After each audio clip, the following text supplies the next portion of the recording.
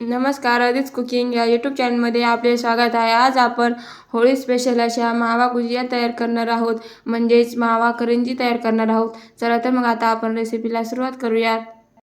गुजिया बनवण्यासाठी मी इथे 1 वाटी मैदा घेतलेला आहे। त्यामध्ये अगदी थोडंसं मीठ घालून घ्यायचं आहे। मीठ छान यामध्ये मिसळून घ्यायचं। मीठ छान मिसळलं की त्यामध्ये आता इथे मी 2 चमचे तूप घेतलेलं आहे।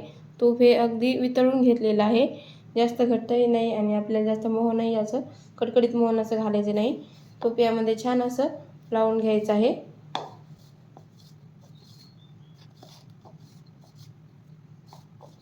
सर्व मैद्याला आपल्याला तूप इथे छान असं लावून घ्यायचं आहे।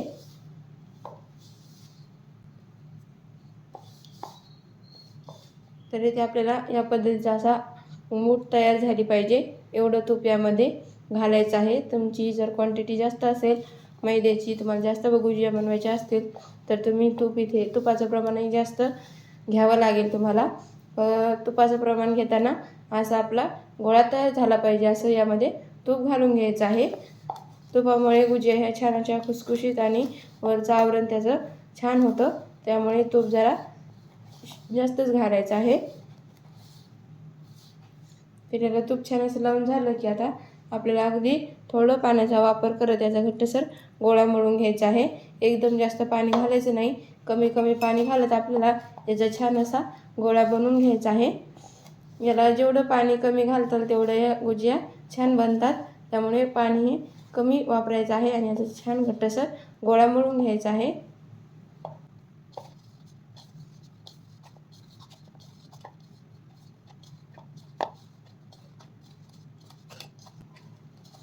तुपाऐवजी तुम्ही तेल पण घालू शकता यामध्ये, जर तुम्हाला जास्त बनवायचे असतील तर।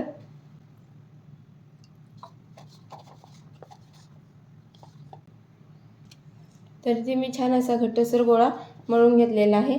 आता आपल्याला वरती झाकण ठेवून अर्धा तास मुरण्याकरता ठेवायचं आहे। मैद्याची कणिक मुरते तोपर्यंत आपण सारण बनवायला घेऊयात। त्यासाठी मी गॅसवरती पॅन गरम करण्याकरता ठेवलेला आहे। पॅन गरम झाला की त्यामध्ये आपल्याला एक अर्धा चमचा तूप टाकून घ्यायचं आहे।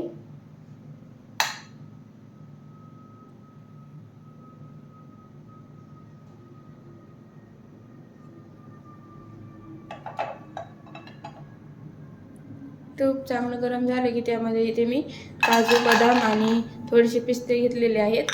तुम्ही इथे ड्रायफ्रूट्स आवडीप्रमाणे घेऊ शकता। तर ते आता आपल्याला हलकेसे भाजून घ्यायचे आहेत। हलकासा रंग बदलेपर्यंत आपल्याला ते भाजून घ्यायचे आहेत।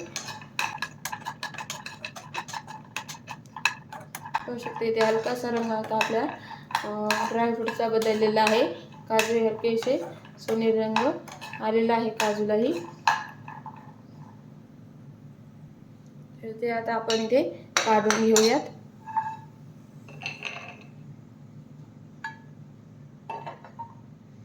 तर आता यामध्ये परत थोडंसं तूप टाकून घेऊयात। मी इथे मोठे 2 चमचे म्हणजे छोटी वाटी रवा घेतलेला आहे। तो आपल्याला एकदम मध्यम आचेवरती छान असा भाजून घ्यायचा आहे।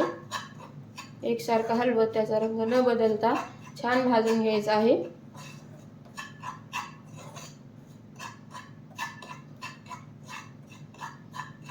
2 ते 3 मिनिट आपल्याला एकदम मध्यम आचेवरती रवा छान इथे भाजून घ्यायचा आहे।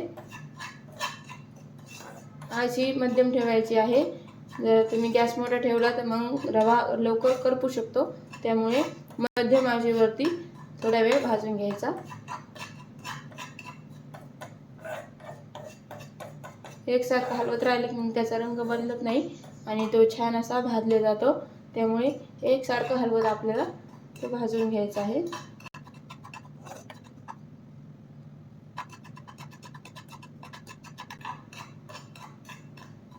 तर इथे आपला रवा छान असा भाजलेला आहे, तो आपण दुसऱ्या प्लेटमध्ये काढून घेऊया।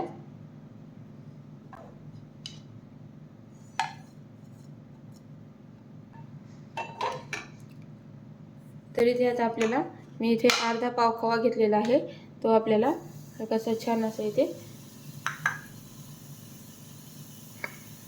गरम करून घ्यायचा आहे.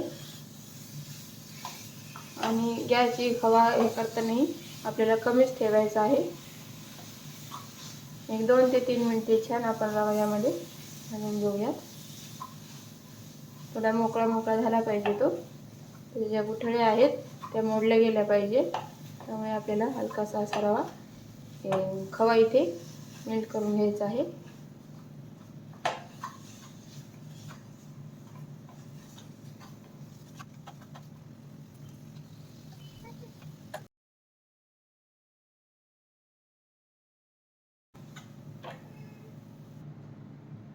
तर इथे मी हे ड्रायफ्रूट्स आपण जे तळून घेतले होते ते मी ते असे बारीक करून घेतलेले आहेत. ते आता आपल्याला या खव्यामध्ये आणि रव्यामध्ये घालून घ्यायचे आहे. त्याला छान असं मिसळून घ्यायचं आहे.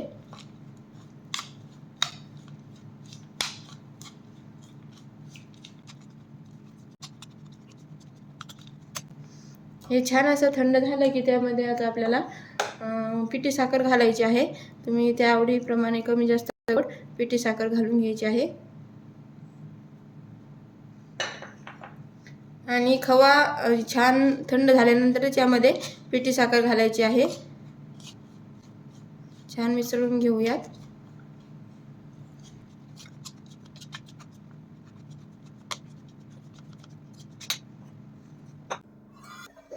तर इथे छान असं आपलं गुजियाचं सारण तयार झालेलं आहे.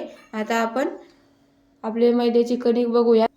तर इथे आपली मैद्याची कणिकही छान मळलेली आहे. आपण ती छान अशी मळून घेऊयात.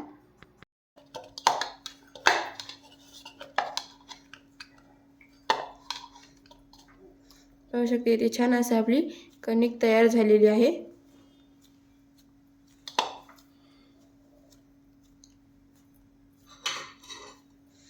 तर आता आपण याचे छोटे छोटे गोळे बनवून घेऊयात.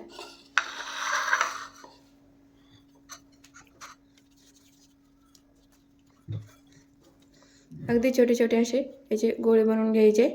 आपल्याला लाटताना ते सोपं पडतं त्यामुळे.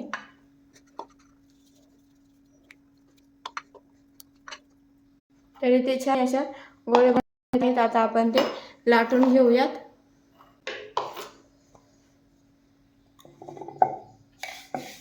गोळा घ्यायचा आहे तो आपल्याला छान असा इथे लाटून घ्यायचा आहे. जास्त जाडही नाही आणि जास्त पातळही नाही, मध्यम असा इथे आपल्याला गोळा लाटून घ्यायचा आहे.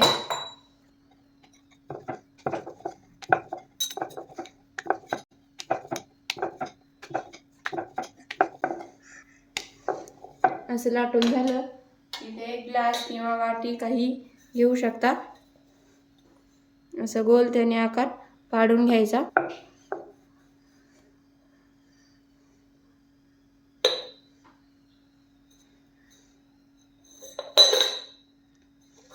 तर यामध्ये सारण भरून घ्यायचं आहे.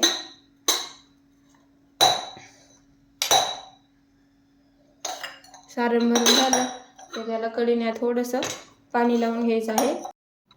सारण भरून झालं की इथे आता आपल्याला एक पाण्याचं बोट घ्यायचं आहे. पाण्याच्या बोटाने आपल्याला याच्या कड्याला पाणी लावून घ्यायचं आहे. अगदी थोडंसं पाण्याचा हात घ्यायचा आहे. नंतर ही भुजिया आता आपल्याला अशी बंद करून घ्यायची आहे. याच्या कड्या छान अशा दाबून घ्यायच्या आहेत अशा पद्धतीने. आणि ते तुम्ही काट्या चमच्याने डिझाईन करून घेऊ शकता किंवा मग अशा हाताने मुरड घालू शकता. या पद्धतीने आपल्याला इथे अशी मुरड घालायची आहे. किंवा मग डायरेक्ट तुम्ही साचेनेही ह्या गुजिया बनवू शकता. तर अशा पद्धतीने इथे आपल्याला अशा गुजिया बनवायच्या आहेत. तर अशा पद्धतीने मी इथे सर्व गुजिया बनवून घेते. तुम्ही पाहू शकता छान अशी आपली गुजिया इथे तयार झालेली आहे.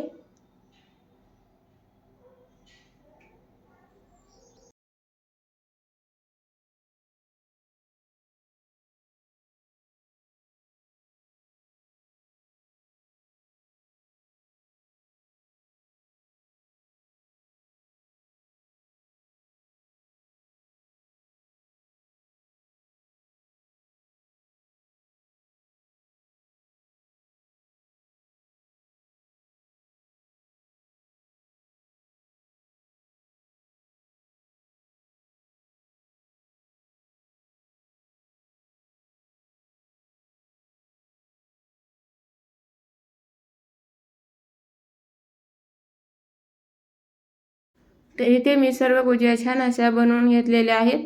आता आपण त्या तळून घेऊयात.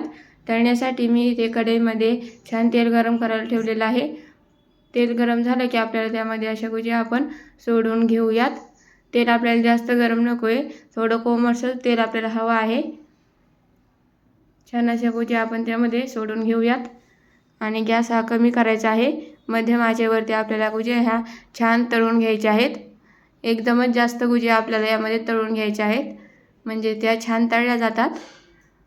तेलाची गरम आच ही कमी होते आणि मग मध्यम आचेवरती गुजिया छान तळल्या जातात. त्यामुळे एकदम अशा जेवढ्या कढईमध्ये बसतील तेवढ्या गुजिया यामध्ये टाकून छान सोनेरी रंग येईपर्यंत आपल्याला गुजिया तळून घ्यायच्या आहेत.